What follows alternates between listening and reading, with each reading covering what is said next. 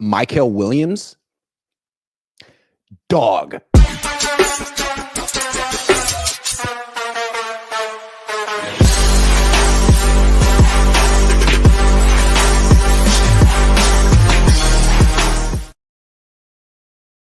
What's up? Welcome to a special weekend edition of the Coach's Huddle. That's the coach, the coach. I'm Grant Cohn. We were talking on the phone yesterday. I was at rookie minicamp. You wanted to know what my impression was, and I started giving you a rundown of all the players. So I figured we can sort of reprise the conversation we already had on the phone because it was so good, dude. If you guys had been there and listened to the conversation, it was one of our best. It felt like old times, man. It was incredible.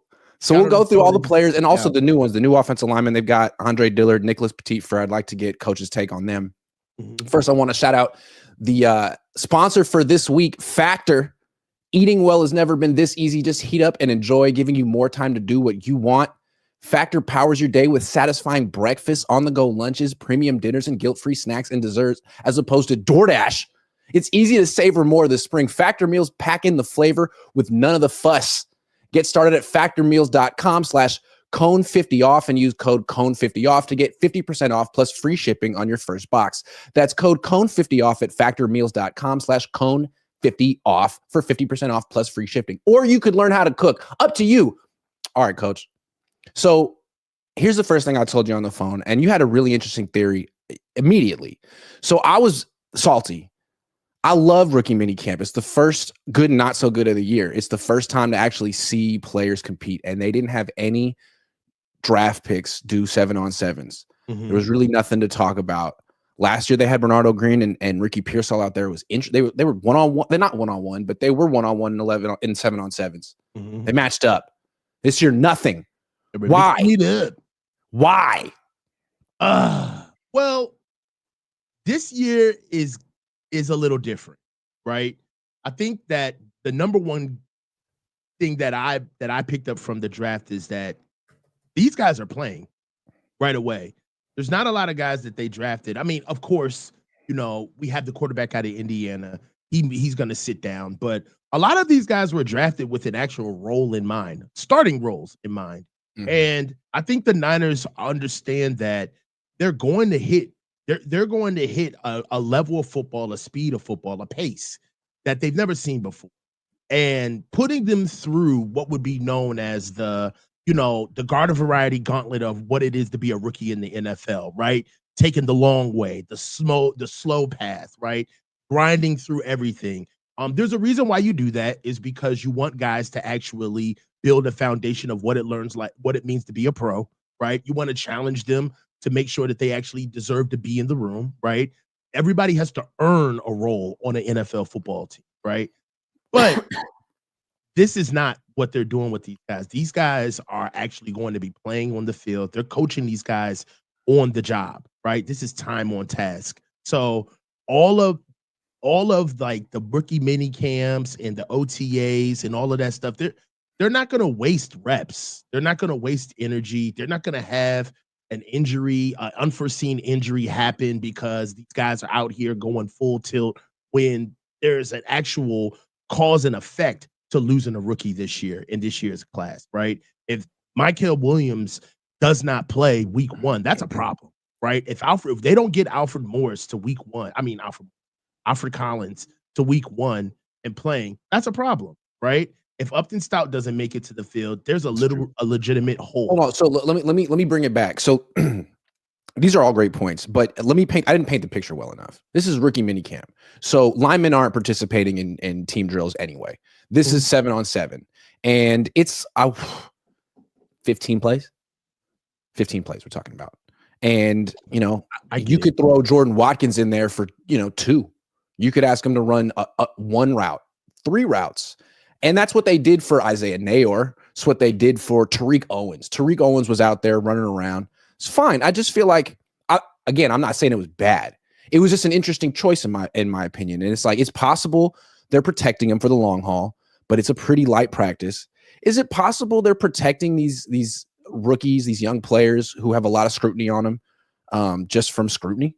Like, it's not just messy. But it's like there's like 7 people with huge YouTube channels that are like, what are you gonna do? This guy freaking dropped the ball. You know what I mean? Like, is it just like, hey, you don't really understand how much scrutiny is gonna be coming your way? All you guys who need to produce this year, maybe you don't need this on day one. You want to get messy? Let's get messy. Yeah, let's get messy. They know we're watching. Yeah. They understood. Not only did the Niners have to endure what happened inside of the building, what on game days, but they had to hear us. Okay. And the Niners do not play games about how they are seen by their fans. They don't play games like that. Like, excuse me, the optics, they play in the politics of optics. They do. And for them, they want nothing to be in the way of what, to be honest, is a prove it year. There's a lot of implications that are going to be happening if they don't have a good year this season, right? They don't make it to the playoffs. If they don't at least win 10 games this year, there's going to be real questions. So I believe that they're starting with the circling the wagons up front. Like, they're not giving us much. I wouldn't be surprised if camp, they don't have some things that are already built in to kind of keep a barrier between the media and what's actually happening on the field. Let me put it like this. Their record isn't the only thing that they're trying to rejuvenate. It's a little bit of their brand too.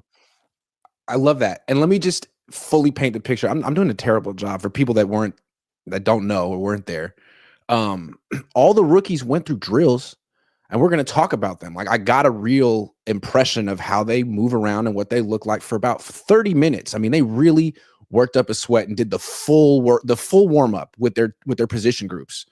So, like, Jordan Watkins was ready and warm and ready to go. And you held him out, which is totally fine. But again, it was an interesting choice considering he was out there, he was healthy, he was warmed up, he was good to go. I'm sure he's going to practice in OTAs in 3 weeks. Well, but I just want to say, Kyle, like, I'm mad at you. That was weird. I've been doing a good and not so good from rookie minicamp like every year for 15 years, and now there's going to be a gap. There's no 2025, and it's your fault. It was a great event, and it wouldn't have hurt anyone. It wouldn't have hurt you. We all want to see Jordan Watkins catch a pass over. We want to watch him. I want to see Jordan Watkins run a square in and see if he's got that courage that Dante Pettis didn't have, because I think he's got it, man. We're going to talk about him in a minute. Well, you said it first, man. Grand opening, grand closing, right? Like, it's a one-day mini camp. You can't expect much out of a couple of reps. And quite honestly, I think that for the rookies that, I don't want to say matter, that's a horrible word, but for the earlier picked rookie, right? I think that mini camp serves a purpose of these are the drills that you're going to go through. Run through these drills. This is the practice. This is the practice script. This is the speed of the game. This is the speed of our practice. Like, kind of get your feet wet. Understand what it's going to be like once the ball gets rolled. Can't say that you didn't have a dress rehearsal. So that's what I see minicamp. Little dress rehearsal. All right, so now I want to get into the individual players and my impressions of them, because I feel like it's limited. It was like about 50 minutes, but first impressions are first impressions. Sure. And I'll remember my first impressions of a lot of players I've covered, and I think it's way different than watching a dude on tape playing college football. It's way different. Mm-hmm. Okay, but first I want to talk about this national breaking news. Derek Carr retired. Yeah. Saints don't have a starting quarterback. Well, they got Rattler and Shook. Those are their quarterbacks. Niners got a quarterback. You think they're going to go get Mac Jones? Nah, doesn't it sound like from all the reports now that it's like all but done with the Niners and Purdy? I don't know. I don't know where that's coming from. I know that first of all, I don't know. Rashini came out yesterday and she was like, it's moving in a great direction. It's like, okay. Yeah, it sounds like it's like gonna happen. Right. Yeah. I don't know. We're looking for the Pope smoke. You know what I'm saying? No pun intended. But I get it. It's close. I still don't think it gets done. We've seen reports of it's really, really close, and then the bottom falls out. I mean, how many times did we hear it was close with BA? Right now, albeit far less contentious, completely different ball game. Right? We've heard really nothing going on between the two. Right? Murmurs at best. So I wouldn't say that it's that reactionary, but I'll believe it when I see it. I've seen enough deals happen with this, especially with this team, this regime, that I don't put them past anything. So we'll see. Do you think it gets done soon? Yeah, I think it's essentially, my best guess is it's probably essentially done right now. Maybe Okay. there's like just like T's to cross and I's to dot or whatever. Mhm. But I think they're gonna announce this sooner rather than later before OTAs. I just don't feel like the Niners really want to play hardball with Brock, and I don't think Brock really wants to play hardball with the Niners. And I think it's going to be a cleaner process than what they had with, Bosa and Ayuk, and I don't know. I'm just best guess. Not to Best put guess. you on the spot, but Please where do. does that leave us? Where does that leave us if the Niners don't? And please illuminate, what does that mean? What do you mean that the Niners don't want to? I think they're ultimately okay paying him more than $50 million a year. I don't think they want to pay him Trevor Lawrence, Josh Allen money, but I think they know they got to pay him Tua money. I think they all know this. And I think if they wanted to move on, they would have done so already. I think they're going to probably announce a deal that's like $54 million a year within the next few weeks. That's my best guess. I don't know. It could be within the next few days, dude. It could be Monday. I have no idea. We'll see. I just don't think the Niners have been folding left and right to players for years. Like they're all of a sudden gonna grow a backbone with their quarterback. I don't see it. I don't see it. On top of the I fact that they don't like waves, them not signing Brock coming into this season will be a lot of waves. It'd be every week. They don't want this. They want the pat on the back that they got it done quick. And I think Brock wants the pat on the back that he didn't hold out. I think both sides want to get it done soon, and I think it's going to get done soon if it's not done already. But I don't know. But what do you think about Derek Carr retiring? His future Hall of Famer? What are we talking here? First ballot, second ballot? I mean, I think Derek Carr is a talented quarterback. He's a starter in the NFL, right? But I don't think there was anything that Derek Carr really did on a consistent basis for me to really think that he's a Hall of Famer. I mean, how many times has he been to the playoffs? Did he ever win a playoff game? I don't think he ever. I don't think he ever won a playoff game. Yeah. I'm trying to be nice right now. I got some friends that are Raiders fans, and they know what I say about Derek Carr. I'm not going to say it online, right? All right, we'll save that for another day. Let's get into the Niners rookies. Yeah. So, okay, here's the thing that like stood out to me about Mykel Williams. Some first round picks come to the first day of practice and seem like big shots. Like they want to be recognized as the best player there, or like the guy. And I remember Reuben Foster was that way. Like he had all the coaches fawning over him and he wanted it. Like if you didn't know that Mykel Williams was the first round pick, you wouldn't have known that Mykel Williams was the first round pick. And here's what I mean by that. Like they send, like there's a warm up and it's kind of weird. They have like the players hopping forward 3 steps and hopping back and hopping forward. It's really awkward. It's right in front of the media that we're like it's like 5 feet in front of us. And, everyone has to do it. He did it. And then he did the warm up where he goes over the hurdles and he did every little thing the 49ers asked him to do. The entire process. The entire process. And he did it with like an upbeat attitude. And he was dapping up the teammates, people he probably never freaking knew. He was in every single rep. I mean, he was in every drill with the defensive linemen. He seemed like a guy who liked practicing, who expects to practice, who, and I think that's important on a team like this because there's a lot of veterans who don't practice all the time on a team like this. So he seemed like a pro. He has the body of a 3-year vet, but he's 20. He looks like a young, mature Aldon Smith. You know what I mean? Like, yeah. I'm not saying he's like as talented as Aldon, but he looks like Aldon and he's way more mature and grown up than Aldon really ever was. Now, I get all of that. I hear that, right? So let me ask you a couple of questions. So he was a conscientious, like contributor. I get that. But was there attitude, right? Was there, I'm trying to be first in every drill. He knocked over a coach. He knocked over a coach. That's something you don't leave out, right? He knocked over a coach. I didn't catch this. Jake Hutchinson caught it, put it online. It kind of went viral. Like, yeah, man, he's got crazy power. I mean, and that's why I would compare him to Aldon Smith. He's got crazy power. I'm sorry. I know you were watching everybody, right? So it's hard for you to just link in on him all day, right? But were there times where sometimes when you watch a guy and he's moving kind of like, really, really upbeat, I kind of watch him all the time in the sense of, you know how when you're sucking in your gut around a cute girl and then you let it go when she walks past? You know what I'm saying? Did you see any of that? Did you see any of He breaking wasn't character? calling any attention to himself. He just seemed like he just seemed like I could see why NFL teams love these Georgia players because they seem like they're really well coached. They're pros when they get to the league.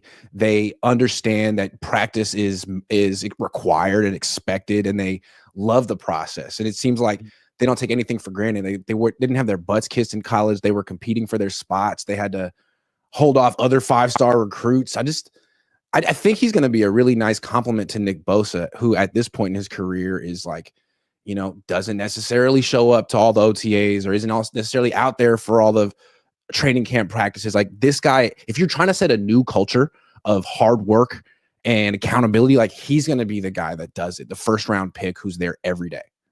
One thing that I love about programs like UGA, obviously because Coach Kirby Smart came out of University of Alabama, is that it's the ultimate meritocracy on those programs, right? There's like they love on you to get you in there, right? But once you're inside of the building, you're a number, right? Mm-hmm. And you really got to fight claw, tooth, and nail to actually make a name and get an identity for yourself amongst pretty much the best players in the country. Mm-hmm. I love the way that Mykel Williams is going to be a guy that he's not going to be wowed at the fact that Nick Bosa is his teammate. He's gonna respect the position. He's gonna respect the fact that he's there, but he's gonna take from you and add on to what he already. This is a player that played through a major injury that a lot of guys would have got shut down in the week 1 game of Clemson. Finished his entire year and got himself drafted damn near top 10 pick overall. So this is a guy, for me, I love him because he not only has a high ceiling, but he's got a high floor. Like just what he is now, right? Being able to set the edge, stop the run. Of course, we want to see it translate to the NFL, right? So we literally have to see it. But what he is now as a player and the attitude to boot, he can only get better. You know what I'm saying? So I love the pick. I love all of the reports that I'm hearing, and I'm excited to see more. When I go to these rookie mini camps and I'm trying to get a first impression, I'm trying to think like who looks like they're ready to contribute now. Like I can't tell who's going to develop over 2-3 years. I can't see that, but I can sort of look like who looks like a starter in the NFL, because most rookies don't. And that's okay. Most rookies look like rookies. Some don't. And I'm always curious which are the 1 or 2 or 3 that don't look like rookies. And with Mykel, I was curious, okay, you're a first round pick, but you're also 20. So are you going to look a year away or not? No, he looks like he's a 3-year vet. He looks like he's fully ready to play 75, 80, 85, 90% of this, whatever they want him to do. I think he'll be ready to do it. Is he going to put up 10 sacks this year? I don't know. But if he gives you 6, 7, 8 sacks and elite run defense and a good all-around game, and he's out there for 80% of the snaps, it's a hell of a player. And it's a nice compliment to Bosa.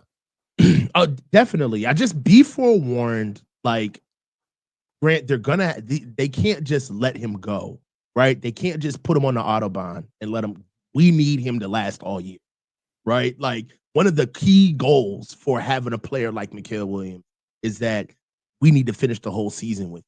So I'm going to be very interested to see how what his package is, right? What is his work, right? How much will they keep him on the field, or will they just go fill two?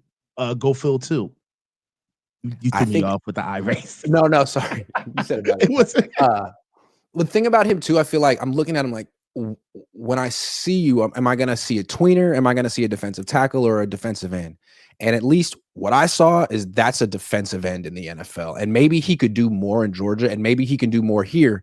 But he looks like a guy who really has a lot of potential staying outside and playing. I think he can develop into a true 3-down Pro Bowl defensive end. That's what he looks like. Maybe, and again, I'm not a scout. I don't know. But I think that's the future for him. I don't know about moving it, like making him Michael Bennett and having him going back and forth. I think he has a real shot to just be Jason Pierre-Paul, Alden Smith, that kind of a player.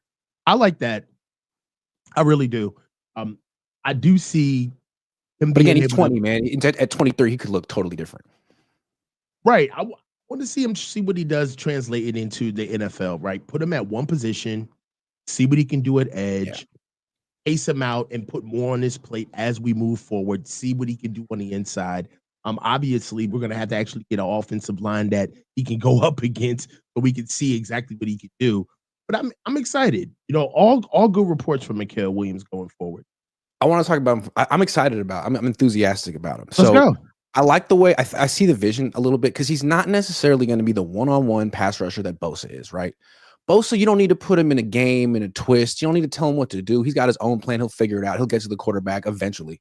With Mykel, I feel like on third down, what Salah likes to do, he likes to do those 3-by-1 splits where 3D linemen are on one side of the center and one guy's way over there. Like that'll be Bosa way over there. But on the 3D line side, like you can do all kind of games and stuff with Mykel. And I think he'll be way better at that stuff than Bosa isn't particularly good running a twist. Like he might slip and fall. He wants to be in that track stance and get after the offensive tackle. Mykel Williams is really good running those twists like Alden Smith. Again, if you're 17 and you don't know who Alden Smith, go back and watch how he would get sacks. A lot of times he was completely unblocked rushing through the freaking A gap because Justin Smith tied up people and Alden Smith was just that agile. Well, another thing that I love about Mykel Williams, we talked about this earlier in the conversation we had, which was his athleticism, just his ability to run out in space, his ability to carry a large surface area. That's going to translate right away. Him being able to carry down the flat, cover a screen, turn around and go and react on a tunnel screen that goes over his head, batten down passes. I mean, he's really going to cover down, and then he's really going to cover an entire side of the field. Being able, I understand where they used him at Georgia, and a lot of that is just formal process because you just have so much dadgum talent on the field. And you have to do that stuff in order to get guys to the and highlight what they can do.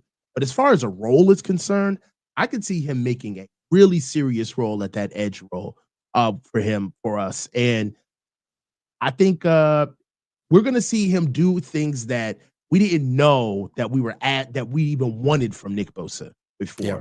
Being able to turn and react and chase down quarterbacks in open speed. We already talked about this. Nick Bosa in a phone booth, explosive, right?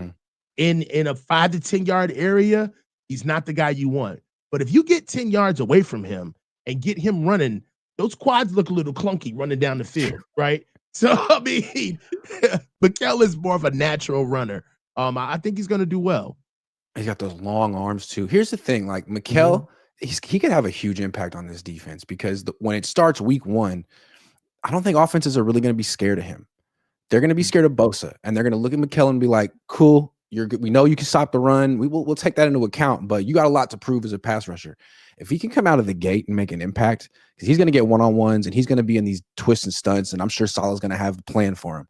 If he can make an impact right away and force offenses to be scared of him too, now you got 2 edge rushers. Like now you're pretty close to having an elite defense. Like if he can establish himself early, the Niners could be really good this year. I mean, Alden Smith did it.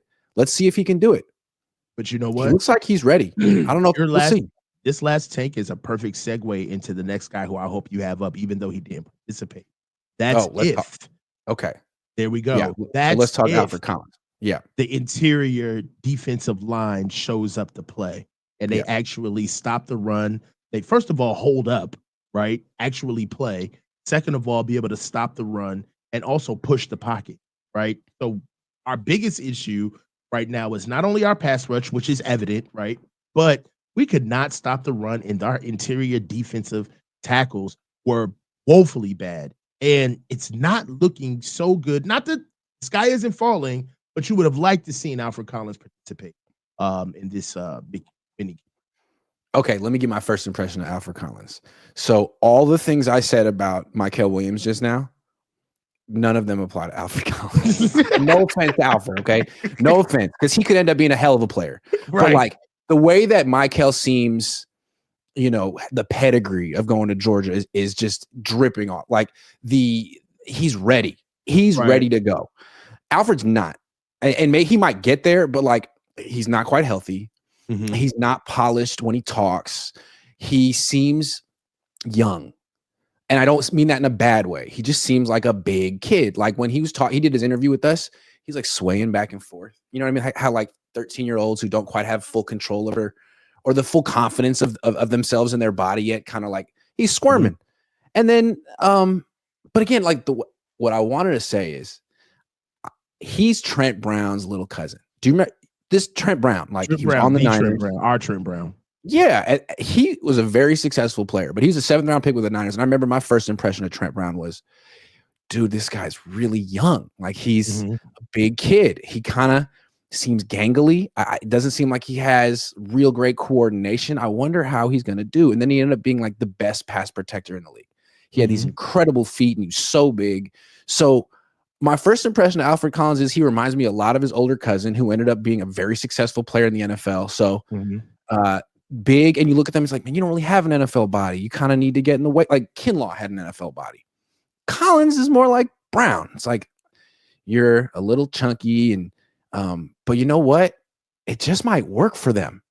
I'm interested. It might work for him. Well, as you know, I was disappointed in my initial reaction to the pick. I was not too happy about picking him.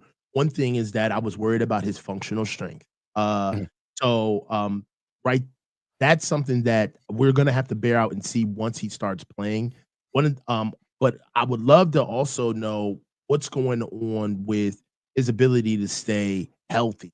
So he played in front of Byron Murphy and T'Vondre Sweat, two guys that are clearly in the league right now, coming out of Texas, and he was more of the little brother of those guys. And when he did get his time in, he was more of a rotational player. Now, once T'Vondre Sweat and Byron Murphy left, and Keandre Coburn, I think, once they all left, there was a big void there and questions with the Texas program about how were they going to stop the run. And to his credit, they showed up in spades. They had one of the best defensive run stopping teams in the nation, and Alfred Collins was a huge part of that. Now, one thing about it is that the season that he played was pretty much some of the best football that he's ever played in his life. We're asking him to follow up to like pretty much the best year that he's ever had. With if you really look at what we're doing, right?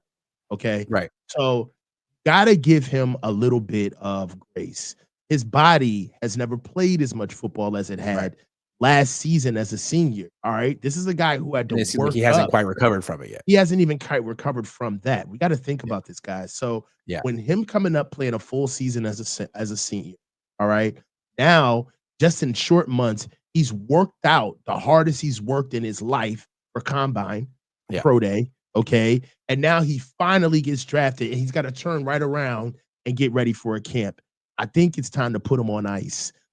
We want this kid to last for about 4 months. Well, I think what's interesting is like the Niners need him to be as ready as Mykel Williams or more, because defensive tackle is arguably a bigger need for the Niners than defensive end. Right. And like with Mykel, I don't really have any questions. I don't know if he's going to be a great player, but I think he's going to be a player for them. He's going to be an instant contributor. He's going to play a lot and make an impact. With Alfred Collins, it's not like a slam dunk. Like he could right away. He could absolutely fill his role right away as a rookie, or it could take him a little while. Yeah. Or he might miss some time. He might be in and out with injuries. Like, and I think it's kind of scary because there's a lot of pressure on him to produce. He's not a first-round pick, so the target isn't on him, but there's a ton of pressure for him to play 17 games at a high level. That's a lot. Well, and that's what now is the time to do it. Talking about this in week 1 is pointless, right? Because the bullets are flying. Yeah. Now is the time to talk about it right now, about level setting, about let's be clear about what we're asking them for, right? We're asking rookies that have come in, and some of these guys where it took them 3 years to get to this point in their lives to play. Some of these guys have played out of their minds for their rookie year, and now we're asking them to come in and not sit behind a vet or, compete or learn the NFL way. They got to do all of that plus get on the field and last. So Alfred Collins, if he's got a nick or a bruise here and he needs to sit down and be put on ice, I got no problem with it. Do it. My last impression of Collins, there's some big guys in the NFL who are like pumped up littler guys. There are some big guys who are legitimately big and probably would be even bigger if they weren't in the NFL. And if the Niners are trying to get truly bigger, and it seems like, at least on the defensive line they are, this guy is really legitimately very, very big. He's a massive human being. Massive. Way bigger than I expected. Like you feel his presence. Yes. Yes. That's And what I'm you like, want. oh yeah, you're definitely Trent Brown's cousin. Like that's how I felt in Trent Brown's presence. Yeah, I remember him. It's like, hey, Alfred. And I remember the switch. Like my first impression of Trent was like, no way. It's the 7th round. There's no way, dude. He's immature. He's not in good shape. He's not going to make it. And then it's like $80 million contract from the Raiders. It's like, yeah, he's just super freaking gifted. And he figured it out. Clearly worked hard too. I think Collins might be in that boat. I do too. You know, there's another guy that we're going to bring up that made me okay with the Alfred Collins pick, but I'm clearly on the train with Alfred Collins, but we just got to pace him out now. We need him. Yeah. Okay. 3rd round pick, Nick Martin. So again, he wasn't even in 7-on-7s. I didn't see him hit anyone or tackle anything. I just saw him. It's that they did not do 7-on-7s. You are so upset. Can we let's have like a 30-second, like really get to it, Grant. Why is this bothering you so much? Why are you messing with my views, man? That's my day.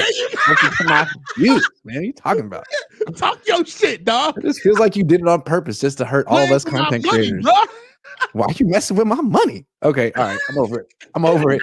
I got you. So Nick Martin, he just looked like a rookie to me in the sense that he's kind of swimming in his jersey. Maybe it was the number 45.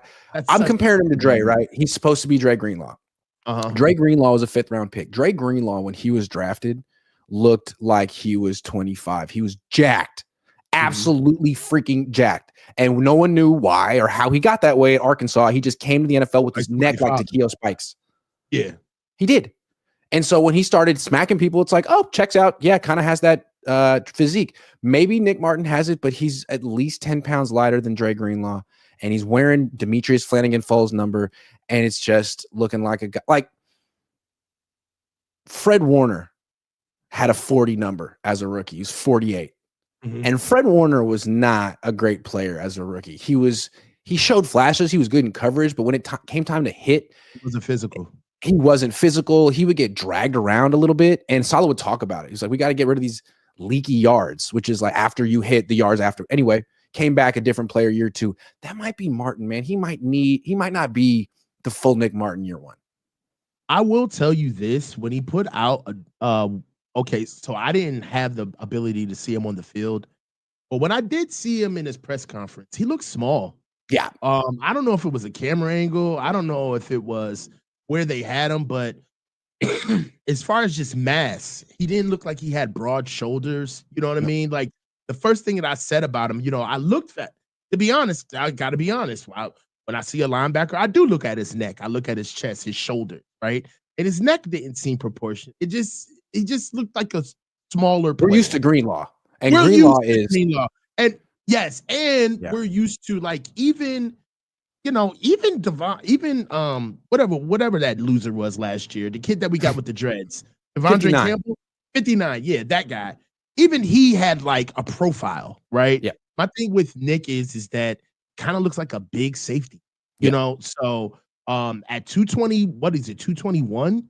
Gonna have to gain some weight. Because it's just amazing how what these guys look like. It's almost like, you know, have you ever watched like Fox, and I hope I don't get killed by this, but in the East Coast, we have like this saying with like with watching sports, and it's not a saying, but it's just kind of known that whenever we watch like FS1 sports, there's like a tinge, there's like a over top where it looks like it's always raining, like it's bad lighting. You watch like a USC game or a Fresno State game, and it just looks different. You know what I'm saying? I feel like once college players get off of college film and then they come over to the NFL, they just get this new lens on them where they look their real size. They look their real height, you know, and Nick Martin kind of got this, he kind of got his NFL lens put on him. And I was like, damn, he's small. He looked cut up at Oklahoma State, but standing in the Niners facility, he looks like a safety.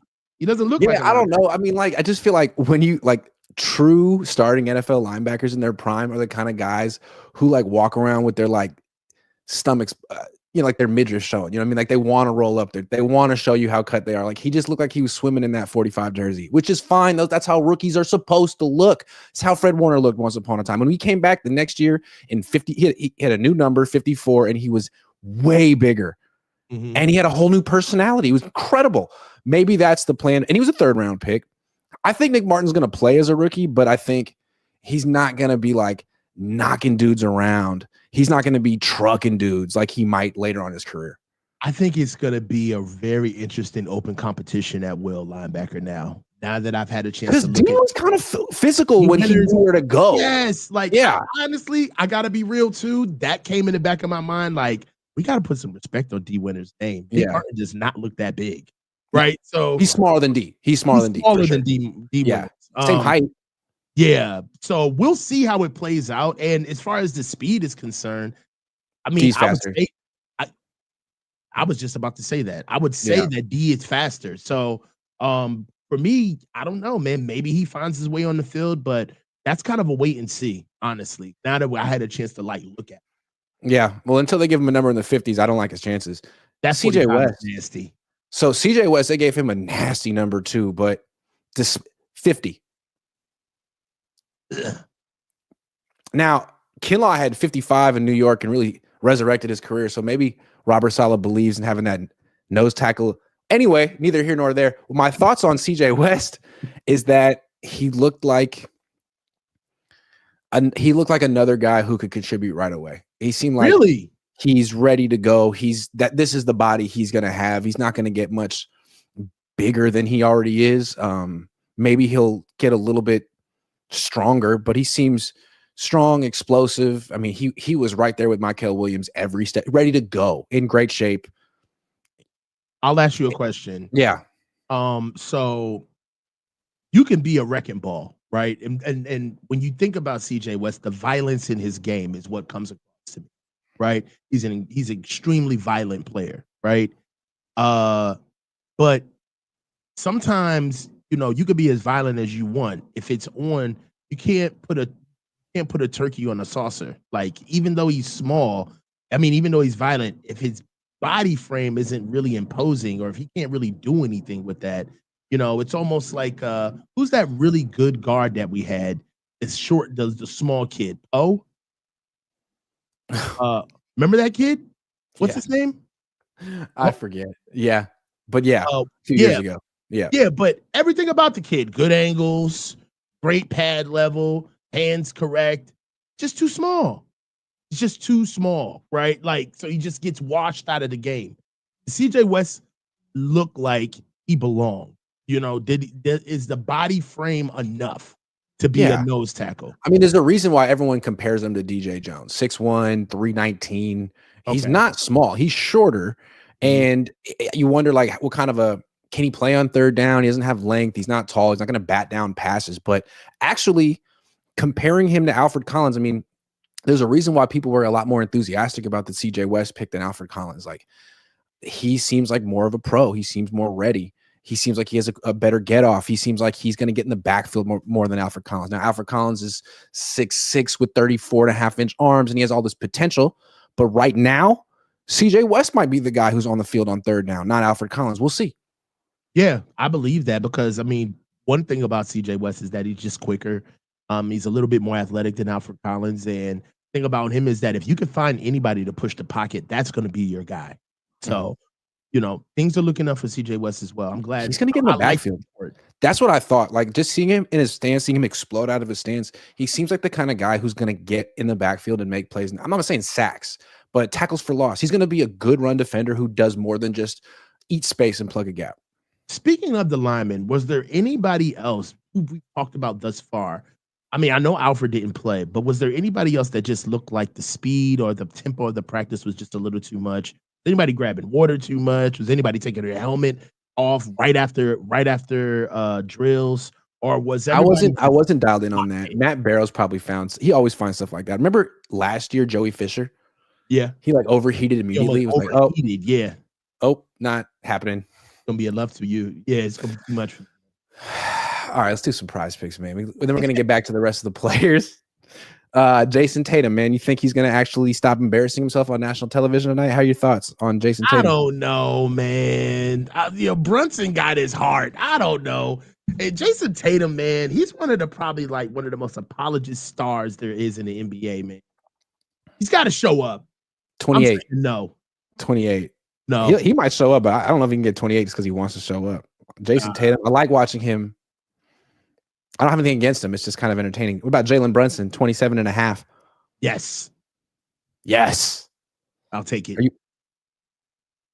What happened? This happens to me sometimes. What's up? I tried to do the Jalen Brunson on the points, and they gave me a 3.5, 7.5, 3. Nope, that's not what I want. Let me go back. PrizePicks trying to get me 27.5. All right, there we go. What about Warriors? They're playing tonight. Did you know that? Buddy Hield. Oh, this is game 3? Buddy. Yeah, it's game 3 at home in San Francisco. Hell yeah, but he's getting more than 14.5 points. They have to. Steph's not playing. And he's done it 3 games in a row, although it's trending the wrong direction. Right. Is Steph playing? No. Nope. They said not until game 4 at the earliest. I mean, sorry, game 6. Game 6 at the earliest? Yep. It's over. Pat Spencer. Do you want to do a Pat Spencer one? I want to do a Pat Spencer one. Let's go, Pat. This guy's so terrible. 3.5 points for Pat Spencer. 3.5. No. YMCA Player of the Year, Pat Spencer. I'm gonna say he had scored. What did he score? 4? He had 4. He had 0 in the last game. No. 3.5. Let's find Moses Moody, the other guy who's just the worst. Where are you? 6.5 for Moses Moody. Oh, he had 25. I don't understand how he did that. What do you think? 6.5. No, he can't. How do you have 25 in game 1? I don't know. I want to get Jimmy Butler though. Kuminga. I want to get Jimmy Butler. Kuminga. 14.5. Hit 18 the last game. He was the only guy who could get to the rack and dunk. You know why? Well, they're leaving him alone because they don't believe in his score. Oh, what? Yeah. Am I done? No more. If Jimmy? I'm done, then I'm okay. Then I'm gonna get rid of Jalen Brunson then, because I want to do one more from this game. Jimmy Butler, where you at? You freaking floated through the last game. What did you do last game? He took 9 shots, 23 points. Last game he had 17. Will playoff Jimmy actually show up tonight? What do you think? No. Man, they need him to though. Okay. He kind of has to at home, but maybe not. Maybe he's like, it's game 3. I'm pacing myself from 35. My butt hurts. He fell on his ass. 35-year-old asses aren't fragile. No, I mean, they don't just bounce back. 3 in a row, 3 games in a row, he's been under 23. So we're saying more or less here. We're going to go more. He's going to go out on the sword. Okay. They're up 2-1, right? Yeah. Minnesota. If they go, this is the game. No, it's 1-1. This is 1-1. This is the okay. Yeah. I don't know. He may tailor back this pace game. It. Yeah. He may pace it. Yeah. See, they messed me up with the Jimmy Butler once again. Hold on. Butler. Got to get one more to push it to 6. So if they get one, so I guess for them, they're saying to themselves, we're going to go all out for one game just to make sure that we can fight for Steph at 6 in game 6. So they got to win one of these next 2 home games. So I don't know if Jimmy wants to go out all out now or in 2 days. Yeah, but it's got to happen. And you guys download PrizePicks, use promo code Cohn, play 5, get $50 instantly, whether you win or lose. If it's your first play. All right, more players. Jordan Watkins. I'm always really skeptical of the wide receiver that Kyle Shanahan reaches for. Ever since he took Dante Pettis, I know he has a pretty good track record with round 1 wide receivers, early round 2, but sometimes he reaches, man. Dante Pettis, Danny Gray. So Jordan Watkins, another speedster. Are you the next Danny Gray? Are you the next, I don't know, Brandon Ayuk? So you see why I'm pissed that he wasn't in 7-on-7s. I don't know. I didn't see him go against a cornerback. But what I will say is, okay, my first impression of Dante Pettis was I was so surprised at his body type. He didn't have, how can I say this in a way that doesn't sound terrible? He didn't have thighs. He didn't have like an upper body. He didn't look like a football player. He looked like a basketball player. He looked like a soccer player. He looked like a soccer player. Yeah. Jordan Watkins looks like a football player. He looks almost like a running back. He's 5'11". He's very thick thighs. He was returning punts. He looks like he could do that. He looks tough. He doesn't have the longest arms. He doesn't have a big catch radius, but neither does Ricky Pearsall. He looks shorthanded when he gets his hands on the ball. I'm intrigued by Jordan Watkins. He looks like he definitely has an NFL body, and I think he might be able to contribute as a number 3 receiver early on. And I base this on him running routes and not even going against the corner. Mad. But I'm going to get over it. We get that. We understand the frustration. I like the pick because it speaks to what Kyle wants. I'm tired of trying to give Kyle. I don't even want to see Kyle. We know what happens when Kyle gets players that he, in theory, wants, and we, in theory, think that he can grow the player. They don't grow. They get hurt. Kyle just throws them away like a discarded toy that he can't get to work, or the battery don't work. He just throws it away. I'd rather him get something that he's actually right. So let's go out here. And you know what I'm saying? It's embarrassing that the boy still likes Pogs at 18 years old, but damn it, he doesn't want a car. Get him the Pogs. Okay. So we went out and got him the receiver that he wants. All right. I do like that Watkins, what he does have as far as traits are concerned, is he's very good in the route tree. I don't think there's a route that he can't run. Very explosive in and out of his routes. That's something that I know that's what got Kyle's eye with Ricky Pearsall. Ricky Pearsall is a very good route runner as well.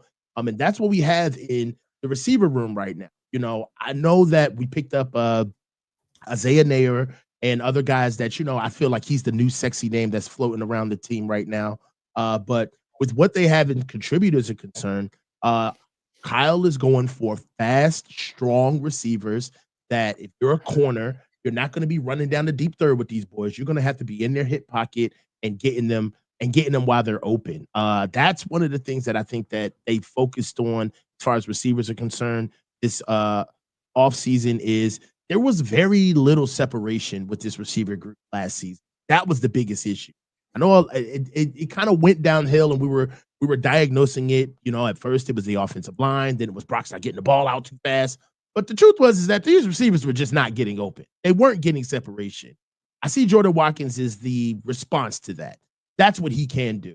He's very good on the move as well, right? So, go ahead. No, go ahead. Oh, so I know that we didn't get a chance to see him, but I think that's what he's here for. Going to be that slot guy. He's going to be running those whip routes in the red zone. He's going to be running those comebacks.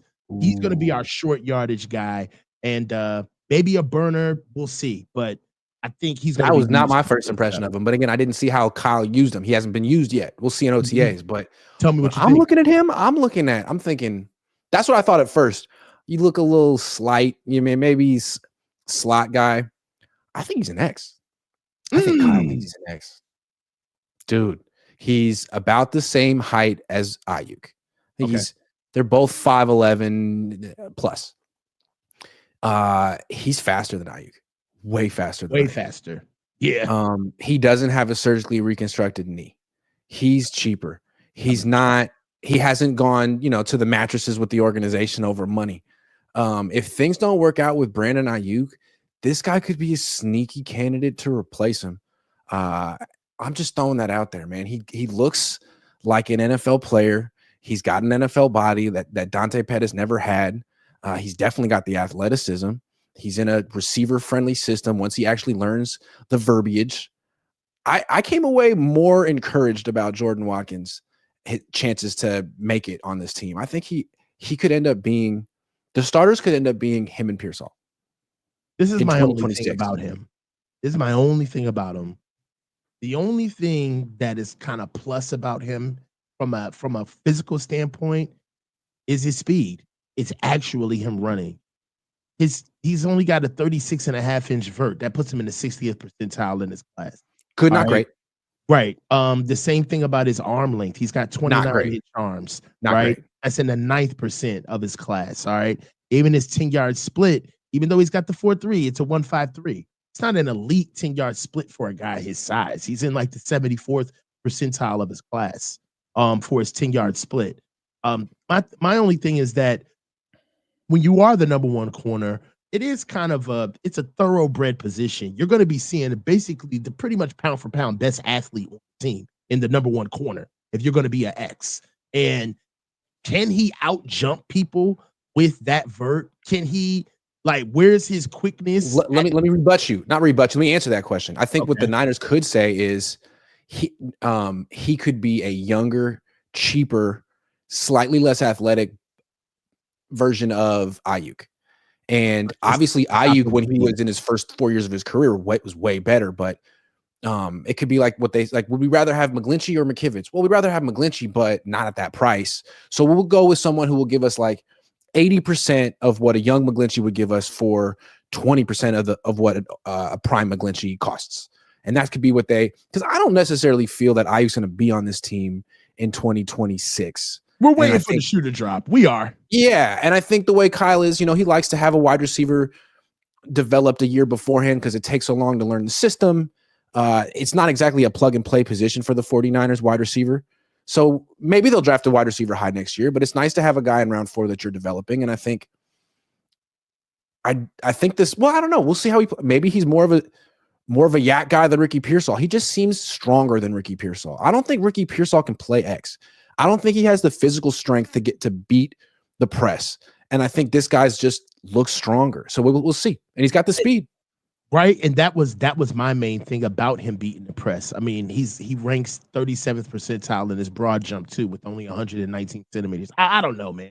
Like, he's a guy that even when he was the number 2 receiver on his team behind Trey Harris. Trey Harris goes down and he essentially got pushed into number 1. And even as being the number 1 pass catcher there, they were so creative with him. But a lot of it was because they had to. Like, they had to get him on the move. They had to get him in motion and use him in a lot of different ways because he really wasn't that 6'2", 200-pound prototypical guy where it's like, yo, throw me the ball, right? I'll get open. So I don't see that out of him, but we'll see. I'd love to be. I could just see Kyle Shanahan being like, look, man, I need another X just in case Brandon Ayuk isn't on this team in a year. And these are Brandon Ayuk's traits. Can you give me someone with similar traits? And they're like, all right, well, we got a guy. He's faster than Brandon. Arms are way shorter, but it's not like Brandon really uses his length. How many contested catches does Brandon make? Not quite as explosive, but it's not like Brandon's leaping over people to make catches in the end zone. And he's way cheaper and he's way younger. And I mean, what do you think? We can get him at the end of round 4.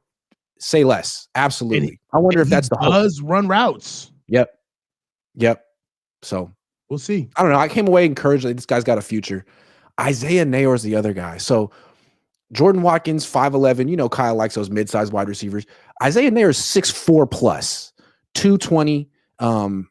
Looks very physically impressive, in good shape. Looks like not DK Metcalf, but DK Metcalf light. Diet DK Metcalf. Diet DK. And he talked. They brought him in to talk to the media. So clearly they're proud of him. They're hopeful. They let him talk to the media. Yes, they did. I don't know that any other undrafted free agent did. So this is their guy. And what was interesting, he got to participate in 7-on-7s because he didn't get drafted. And the other guy who was out there that everyone knew was Tariq Owens. So Terrell Owens' kid, who's entering his second year on the team, got a bunch of reps, and so did Neyor. And they gave Owens a target deep down the left sideline. He didn't have any separation. The pass got intercepted by the safety. He didn't go up and get it. Not his fault, but he didn't make a play. About 10 minutes later, they go to Neyor on the right side. He's in the slot. He runs a fade up the right sideline. He dusts whatever corner was covering him. The pass is a little out in front, but he accelerates, extends, catches the ball with his fingertips, touchdown. Does that mean he's going to be an NFL player? Absolutely freaking not. But so far, so good. He passed the first hurdle. He's very intriguing. Isaiah Neyor. Now, this is your ex. You want to talk about an ex? Seriously. Yeah. The physical traits, I mean, we be here all day. Through the roof, man. What you want? 11-foot broad jump, 4'4", 40, 38-inch vert, 10-inch hands, 6'4", 220, 151, 10-yard split, which is faster than Jordan Watkins, who's almost a foot shorter than him. Like, I'm exaggerating, of course, but The only thing is the consistency and the medical, right? He got hurt, didn't really play at Texas, transferred out of Wyoming to Texas, didn't really have anything going on at Texas, commits to Nebraska and does well there. Can he put it all together? That's one of my biggest things. Can he be consistent? Because he never has. Right. His entire career was all over the place. So, right. But he's a nice project, dude. And I'm just looking at it. His athletic profile, his testing, who it would compare to, popped in my head, and I looked it up, and it's pretty similar. Can you imagine who Kyle Shanahan, if he's looking at Isaiah Neyor and saying, man, if we really knock this out of the park, he could be this? AJ? Julio. No. Let me just compare. I mean, Julio's one of the greatest wide receivers of all time and was great his entire time in college. I'm not saying he's Julio Jones because he may never even play in the NFL, but Julio ran a 4.42 at 220 pounds, 6'2", and he's 6'3". Call him 6'3". Neyor is 6'4", 218, ran a 4.4 flat, 38-inch vertical. Julio had a 38.5-inch vertical. Julio had 34-inch arms. Neyor has 34 and 3/8-inch arms. It's a nice little ball of clay, to use a dehumanizing metaphor. I hate that. Sorry. But you know what I'm saying? It's the same. It's a similar athletic frame. Similar athlete. Not the same wide receiver, but a nice project. Not the same player, but I see what you're doing. I see what you're doing there. I understand. For me, I thought you were going to say something along the lines of like maybe a AJ Brown, little bit of a longer athlete, 6'3", faster than AJ. He's faster than him. Yeah. Rare blend of size and speed. Yeah, I just don't want them to bastardize his skill set. If they're gonna put him at X, let him be a true X. Just don't use him to run as a runoff route runner, as a runoff guy, where you're just trying to clear guys under him. Actually, give him a role. The thing about it is that in order for Isaiah to actually get a role on this team, is that Jacob Cowing's gonna have to go, right? Somebody's gonna have to go in order for him to stay on this team.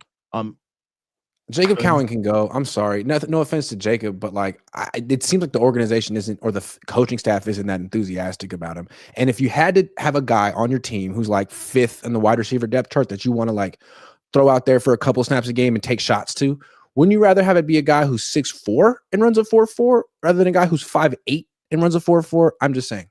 Oh no, it's 100% correct. There was the meeting with Clint Kubiak when I believe Jacob Cowing came up and they were talking about how the guys were progressing over the offseason. And Clint Kubiak was overly like positive about Jacob Cowing. Like, oh, he's had a great camp. He's had a great offseason. He's really put himself in a position to make some moves. And that's pretty much what coaches do when they know they're about to cut your ass and there's nothing you can do. I'm just being honest. Like, when they know there's nothing you can do, let me praise you as much as I can right now in the very beginning when you really believe that there's a shot, because 9 times out of 10, you're not going to make it. But we need to start the culpable deniability now. So when I lay the hammer on you, you can't say that I didn't have a shot.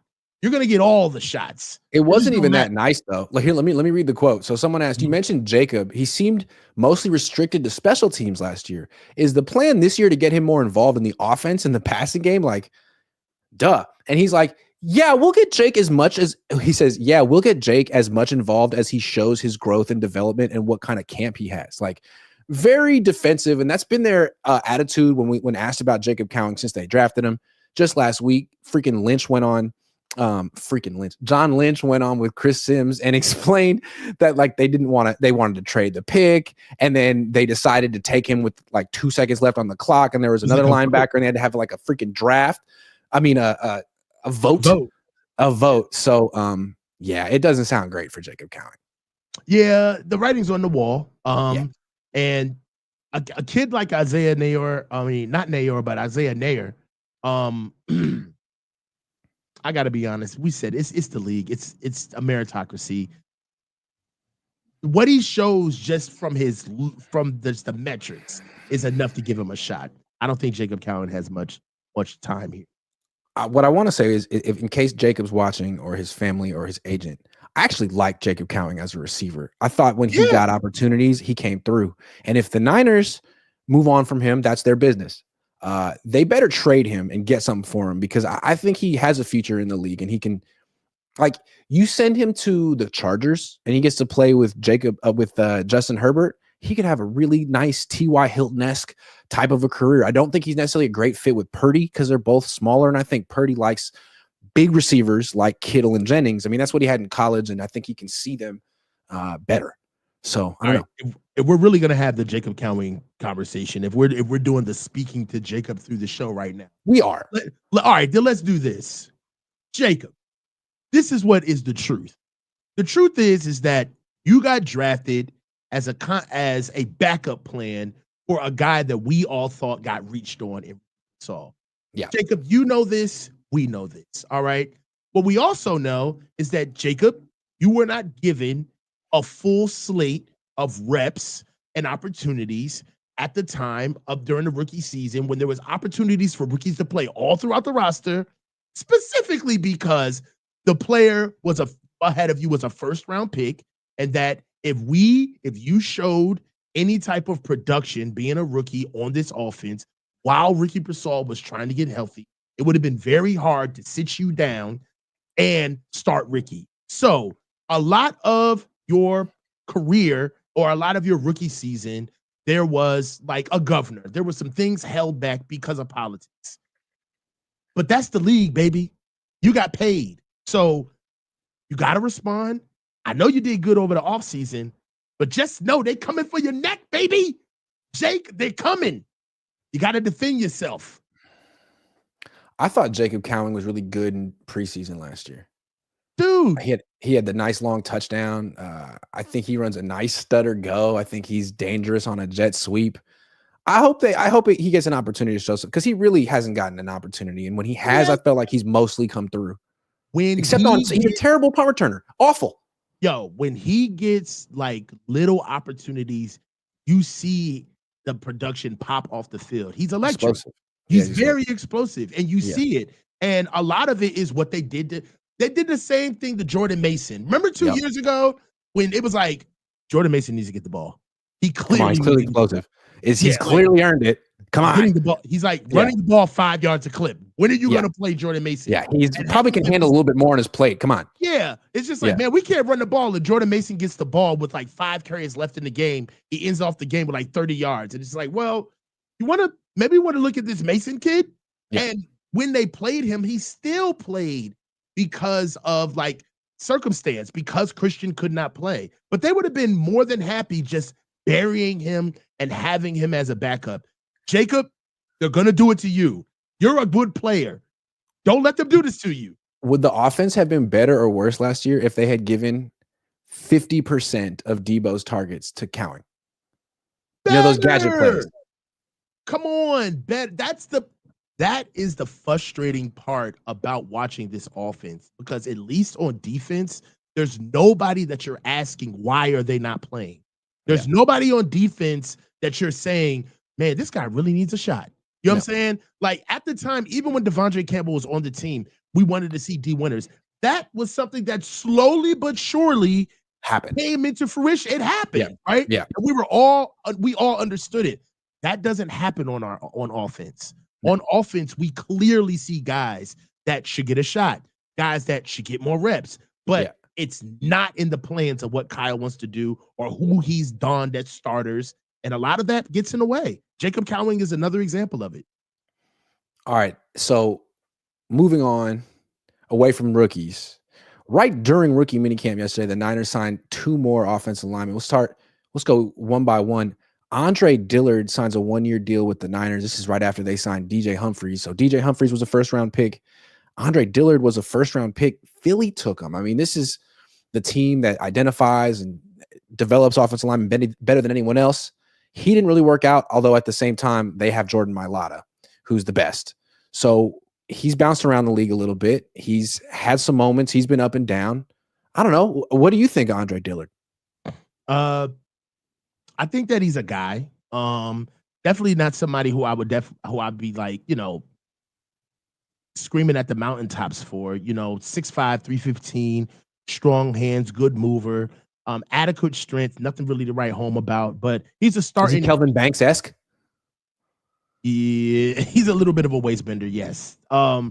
I will say after 3 seasons with Philly, 1 season with Tennessee, and then finishing off at Green Bay, look, he hasn't started a game. He hasn't started a game in an entire season.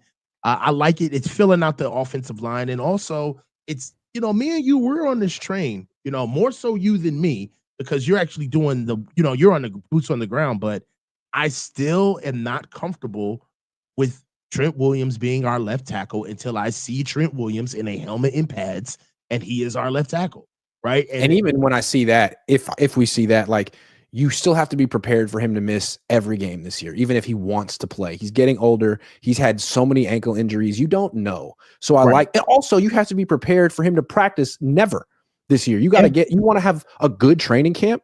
Well, you need 2 left tackles who aren't him. And now they have them. They have DJ Humphries and Andre Dillard. So at least they have a first string and a second string left tackle for practice in training camp when Trent's not out there, which he won't be. And I love this. This speaks to exactly what they did later in the year. I just sometimes you think like, do they just think that nothing will happen to them and then they have to make decisions later? They did this last year, but they did it way too late. They did it later in the year. Then they started losing offensive linemen. They went out and picked up that tackle, I think, out of nowhere, middle of the year, that he got hurt and was down. We picked up another offensive lineman, I think like Quisenberry or something.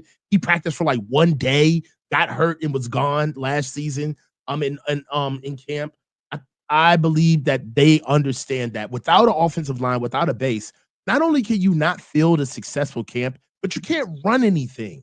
Okay, your defensive line isn't getting any looks. The running game isn't getting any looks. The quarterback isn't getting a look. Nobody gets a look when you don't prioritize the offensive line. It's almost like trying to drive without wheels. Yeah, wheels are not that complicated, but you need them. So I get why they went and got these tackles. I got a little fired up. You get fired up about 7-on-7. I get fired up about the lack of offensive line and the things that we do to supplant it. It gets me fired up. Well, I find it interesting that we've been like not complaining, but pointing out that the Niners haven't drafted an offensive tackle since 2021. It's a thing. It's been written about in the Chronicle, all over. Like, what is the deal? It's a very important position. You don't even draft it. And so after the draft ends, they signed 3: Dillard, Humphries, and Petit Frere. And I think maybe it's a statement. Are they saying, look, like, yeah, it's an important position, but it's really hard to find good ones in the draft. And even the ones that you draft usually take years of development because they're not strong enough. So why don't we go get some guys who are in their prime, not their prime, but who are older and at least more ready to contribute, guys who have been first round picks, maybe kind of like the way they approach the quarterback position. Maybe Andre Dillard is the Mac Jones of left tackles for the 49ers. I don't know. And I don't think that they would try to ask any of these guys to switch positions this deep into their career, especially not Andre Dillard. Is one of them going to volunteer to play left guard? Maybe Nicholas Petit Frere. I mean, I don't know. For that was a good shot. You almost got his name right. You didn't take French in school, I could tell. 1998. That's 1998. Yeah, stop playing with me, boy. Stop playing with me, son. I know a little bit. Garçon. Fair. Yeah, but what is the last name? I really want to know now. Petit Frere. You said Frere or something. I liked it. All right, yeah. I should have let it go. All right, Petit Frere. Thank you. There you go. All right. So I do believe that this is backup. We do need swing tackles.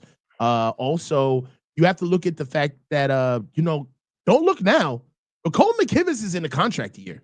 True. All right. So we got to see what we're going to do with Cohn McKivitz as well at right tackle. So we need as many bodies as possible at offensive line so we can figure out what we're going to do to field not only a starting 5, but backups to come in behind Trent and Cohn McKivitz. I wonder if that was part of the Niners' pitch to these players. Like, look, we can't offer you a starting job or a lot of money, but both our left tackle and right tackle are year to year, day to day. And if you want to like come here, learn the system, get in a really good organization, and be in position to like be the heir apparent at left tackle or right tackle, we can offer you that. Like, what do you think? And you can, in the meantime, get to know Trent Williams, get to learn from Trent Williams, and eventually get to replace Trent Williams. Potentially, if you're good. Yeah, I mean, when they're in the league, they think they could do anything. From the outside looking in, I think that would be ridiculous to tell a player like DJ Humphries at this stage of his career, right? And if Andre Dillard or Nicholas Petit Frere.